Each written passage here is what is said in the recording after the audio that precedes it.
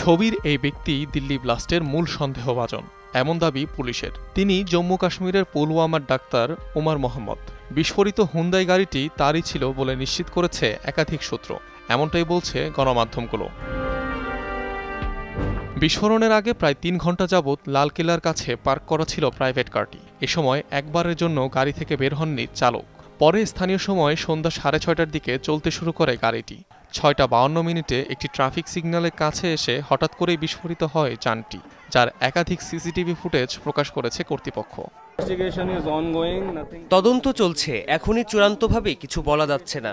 একবার সংশ্লিষ্ট তথ্যগুলো খুঁজে বের করতে সক্ষম হলেই আমরা নির্দিষ্ট করে কিছু বলতে পারবো। এদিকে ঘটনাস্থল থেকে চলছে আলামত সংগ্রহের কাজ। পাওয়া গেছে অ্যামোনিয়াম নাইট্রেট জ্বালানির অবশিষ্ট। মেলেনি কোনো শার্পনেল, তবে এখনও নিহত সকলের পরিচয় জানা যায়নি। বিস্ফোরণের দায়ও স্বীকার করেনি কোনো গোষ্ঠী।